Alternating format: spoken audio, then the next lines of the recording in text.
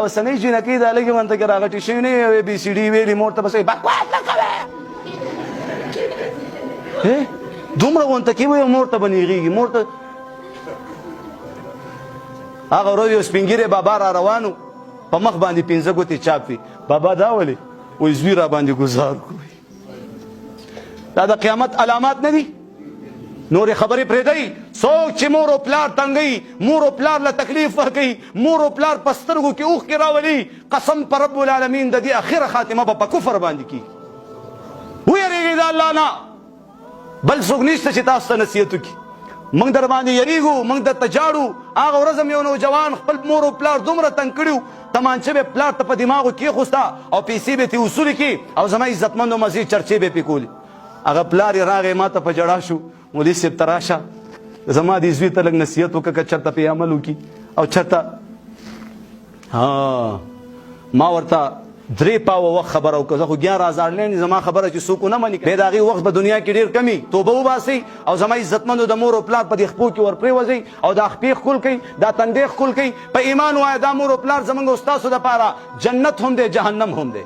دا مور او پلار راضي خو جنت دی ناراض او جهنم دی الله د خپل حق حقوق نه بعد د خپل عبادت نه بعد وقضى ربك الا تعبدوا الا اياه وبالوالدين احسانا وبالوالدين احسانا نو هغه نوجوان ته ما جړا فریاد دا ټول داستان مې ورته بیان کو بچې دا کار دی غلط دی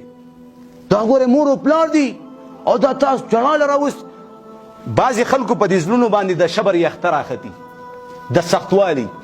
د سختوالي او د بدبختۍ مهرونه پې والی شوي ختم الله علی قلوبهم وعلى سمعهم وعلى د هغې زړه تک تورو نو په تور زړه کې چې کوم دی رڼا وردننه کي هغه نوجوان به سر رقولو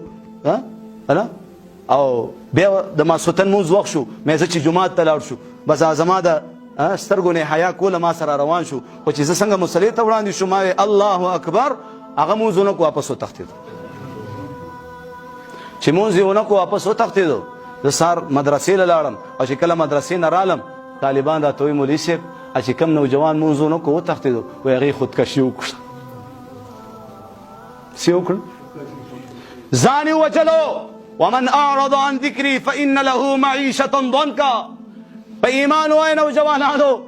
زندګۍ نیم تنګې دي که تنګې نه دي په دې زندګیانو کې دا تنګوالی به څنګه ختمیږي د مور او پلار نه دعا واخله په دې زندګۍ کې به د خوشحالي څنګه راځي خپل رب راضي کا الله سره صلح وکړه توبه وباسئ الله بیا به نه کړو الله ته سر په سجود شه الله ته پرېوځه الله معاف کوي که نه معاف کوي معاف کوي که نه معاف کوي خو چې څوک هغه الله طرف ته خو راشي که نه مونږ خو راځو نه خو سوي هم دا پښتانه د دې هغه د مار او د نولي کیسه ده هغه نولی چې کوم دی سوړي ته راځي نو دې مار ته وایي لږ سیده سیده سملا د ظالم بچه ټوله سوړه دې نیولي د مار سټایل دا دی کوږ پروت دي که نه ټوله سوړه دې نیولي موږ ته ډېر تکلیف وي لږ سیده سیده سملا ډېر جړا فریاد لکه څنګه مولیان او مور او پلار او تبلیغیان کوي لګوي دی خلکو ته څوک یې مني خو الله یې ګلې ګلزار کړي او څوک یې نه مني زما محترمو یو ورځ دا نولی چې هغه سوړي ته راورسېد چې ویې کتل دا مار سیده سیده پروت دی هغوی چې هلکه څنګه چل دی زما په خبره عمل کړی دی لکه نن پې نصیحت اثر کړی چې داسې واړولو راواړولو خولې نه وینه لاړه اچا وجلی ورته وایي سیټ شوې خو د مرګ نه بعد موږ به هم سیټ کېږو خو د مرګ نه بعد ما ته پته ده انشاءالله توبه به وباسو الله به راضي کوو انشاءالله الله سره به صلح کوو مونږ او تاسو له الله لوړ مقام را کړی دا یو خبره کوم تاسو هم ستړي زمان څه مازغه نه دي خراب کړي لاړیانو دلته څه وایي توبه ده بدو چې بار ورځي وایي ورځه په بدو پوه شوئ هر ځای کې دا جړا فریاد موږ کوو هر ځای کې دا خبرې دا دومره په اسانه نه کړي خوله مې وچه ده پوه شوئ زما عزتمندو بدن خو جاړو هم دې دپاره زموږ زندګۍ نه سیټ شي واورئ موږ له الله کم مقام را کړی واورئ ځان وپېژنئ خو لږ دا ګناهونه پرېږده د مور او پلار خدمت شروع کړه زمری انشاءالله جنتونه هر ستانه قربان خو لږ ځان سیټ کړه که نه لارې ته لږ شرې ته ځان درست کړه نبی علیه صلات وسلام فرمایي یو ځل مبارک وي هغه چاته څو ځل چا چې زه وکتلم او په ما ایمان راوړ اووه ځل مبارک وي څو ځل اووه ځل مبارک وي هغه چاته چا چې زه کتلی یم او په ما ایمان راوړی بیا نبی علیه السلام داسې خاموشه ناست دی پسې کې کاش چې ما خپل رونه کتلی سی ویلي کاش چې ما خپل رونه کتلی وی. صحابو ته وی یا رسول الله موږ ستا رونه یې که نه؟ وایي نه تاسو زما صحابه یې، تاسو زما ملګري یې. وایي زما رونه هر هغه څوک دي چا چې به زه کتلی هم نه یم او په ما ایمان راوړی. کم مقام الله را کړی.